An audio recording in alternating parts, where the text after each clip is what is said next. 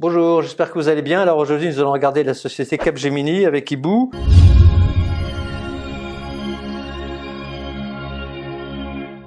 Et donc, la première chose qui frappe, c'est que c'est une très grosse société avec un chiffre d'affaires de 22 milliards d'euros. C'est tout à fait considérable. Une marge opérationnelle de 13% et un free cash flow de 1,8 milliard. Donc, ça veut dire qu'en plus d'être une grande société, c'est une société très rentable. Mais c'est une très grande société avec presque 360 000 collaborateurs répartis dans 50 pays et qui réalise plus de 65% de son chiffre d'affaires dans des activités de digital et de cloud. Donc une société en plus technologique. Alors si on regarde la répartition du personnel de Capgemini, c'est très intéressant. Vous voyez, ils ont que 33 000 personnes sur 360 000 en Amérique du Nord, 130 000 en Europe et surtout 197 000 en Asie. Voilà. Et ça, c'est très frappant parce que si on regarde le chiffre d'affaires, eh bien vous voyez que c'est une société essentiellement européenne, 20% en France, 12% en UK Island, 30% dans le reste de l'Europe. Vous voyez, si vous additionnez tout ça, ça fait plus de 60% du chiffre d'affaires réalisé en Europe, 30% quasiment en Amérique du Nord et seulement 9% en Asie-Pacifique et Amérique latine.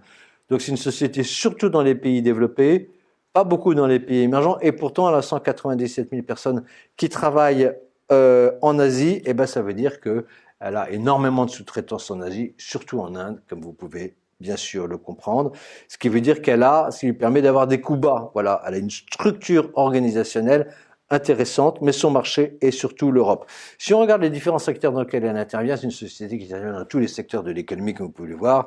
L'industrie, les services financiers, le secteur public, la techno, l'énergie. Voilà, donc c'est une société qui est globalement drivée par la croissance économique dans les pays européens. Si on regarde son portefeuille de produits, on vous a fait une capture d'écran du rapport d'activité 2022. Voilà, c'est pas la peine de lire, mais c'est pour vous donner un ordre d'idée. C'est une société qui a un magnifique portefeuille de produits, tout à fait à la pointe, avec Customer First, Intelligent Industry, Enterprise Management, Data, Cloud. Voilà, ça veut dire qu'elle est sur tous les segments les plus porteurs de la numérisation actuelle des sociétés. Et d'ailleurs, si on regarde les activités liées au digital et au cloud en pourcentage de chiffre d'affaires, c'est une croissance énorme. Ils faisaient 14% de leur chiffre d'affaires digital et cloud en 2014, plus de 65% aujourd'hui. Voilà, parce que pourquoi? Ils font beaucoup de cloud, ils font beaucoup de data, ils commencent à faire de plus en plus d'intelligence artificielle. Voilà, tout ce qui est les secteurs de la plus forte numérisation qui sont tellement porteurs aujourd'hui.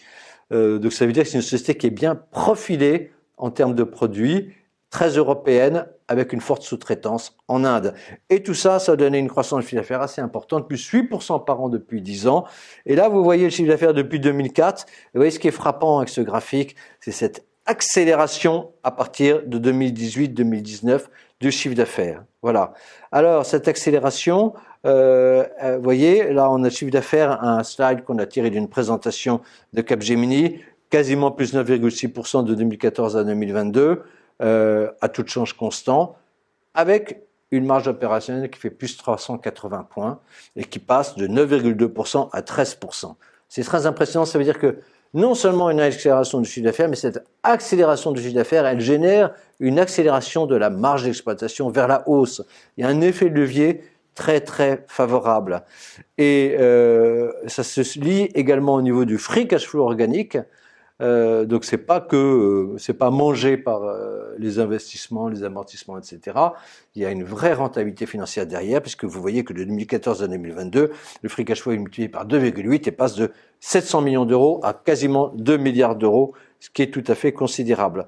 Et tout ça nous donne un bénéfice par action courant, donc retraité des exceptionnels, qui progresse, tenez-vous, de 16% en moyenne depuis 10 ans. Et vous voyez, si on regarde depuis 2005, on a cette bonne tendance haussière avec un tout petit peu de cyclicité, mais on a une accélération, la même accélération à partir de 2018-2019.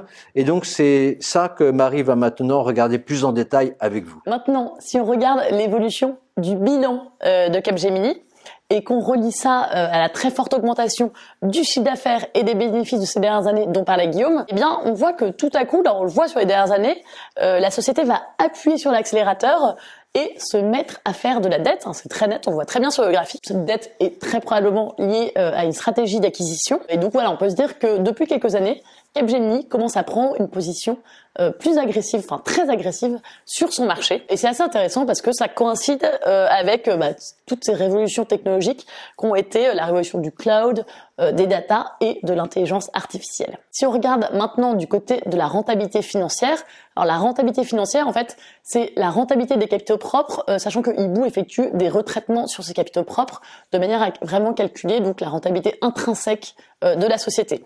Si on regarde donc cette rentabilité financière calculée par Hibou, on voit bien qu'il y a également une accélération ces toutes dernières années, depuis 2020 pour être précis, et on voit que cet accélérateur qui a été donné sur le bilan se traduit avec quelques années de décalage sur la rentabilité financière.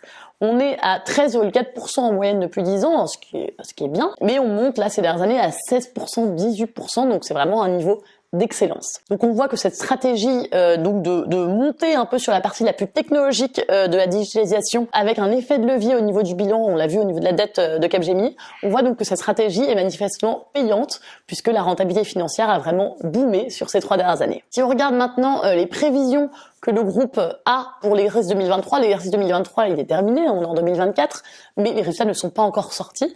Donc si on regarde les prévisions du groupe pour 2023, on voit qu'il attend une croissance de son chiffre d'affaires entre plus 4% et plus 7%, une marge opérationnelle entre 13-13,2% et un free cash flow organique aux alentours de 1,8 milliard d'euros. Maintenant, si on regarde effectivement ce qu'il en a été sur donc le dernier trimestre notamment, on voit qu'il y a quand même un carnet de commandes qui est assez nettement en stagnation en 2023 et même par rapport à 2022, bien sûr, et même au 3e trimestre, on voit qu'il y a une baisse par rapport au 3e trimestre 2022. Donc voilà, c'est pas très favorable et c'est à relier donc très probablement au ralentissement économique en Europe. Maintenant, si on prend comme d'habitude les drivers sur Capgemini, alors à la hausse, on a parlé, le cloud, le data, l'intelligence artificielle, la croissance externe, bien sûr, le marché est très fragmenté.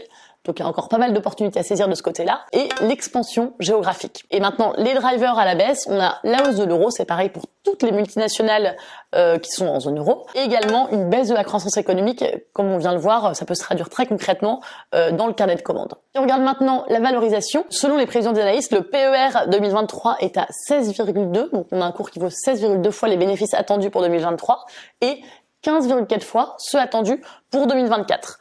On a un rendement qui est entre 1,8% pour 2023, 1,9% pour 2024. Un PER moyen historique qui est à 16, donc on est à peu près en ligne. Et une progression moyenne par an du bénéfice qu'on peut attendre de 5 à 10% par an avec un effet de devise potentiel, donc qu'il faut regarder. Donc, si on se base un peu sur tout ça, on peut raisonnablement attendre une progression du cours à 7% par an à peu près, auquel on va acheter les dividendes, donc ça va nous amener à environ plus 9% par an, si on regarde un peu ces éléments-là. Maintenant, si on regarde sur le plan graphique, on voit qu'on est un tout petit peu au-dessus de la droite de régression en termes de cours actuellement. Cette droite de régression, elle a une pente à 12,3%. Comme l'action est un peu au-dessus actuellement, si on considère qu'à 5 ans, elle va rejoindre sa droite de régression, ça nous fait une performance de 9% par an, dividendes inclus. Donc c'est vraiment très bien et solide pour un dossier de cette qualité et on constate que une fois n'est pas coutume, sur le plan graphique, ça rejoint un peu les prévisions des analystes. On avait parlé de 9% aussi tout à l'heure, dividendes inclus, quand on regardait le consensus des analystes. Donc voilà, ça montre que c'est assez sûr comme prévision. En conclusion, donc sur Capgemini, on a une position concurrentielle très solide avec un très bon portefeuille d'offres, très orienté, on l'a vu, sur les nouvelles tendances de la digitalisation. Donc c'est un gain de part de marché potentiel, c'est une stratégie intelligente de la part de Capgemini. L'activité, les marges, le rendement sont solides et résilients et on a un potentiel de croissance externe, d'autant que le bilan est solide. On a une performance à moyen terme attendue, on l'a vu, il y a une forte probabilité qu'elle se réalise parce que le graphique et les analyses se répondent, de 9% par an, dividendes inclus. Et si l'entreprise continue à investir, notamment du côté de l'intelligence artificielle, etc., on pense que chez Hibou, qu'on peut faire beaucoup plus. Et voilà, il y a un risque à court terme tout de même qu'il faut prendre en compte de déception si l'euro monte. Voilà donc pour Capgemini, donc un dossier très intéressant comme vous pouvez le voir. On espère que ça vous a plu et on vous dit à bientôt avec l'équipe Hibou.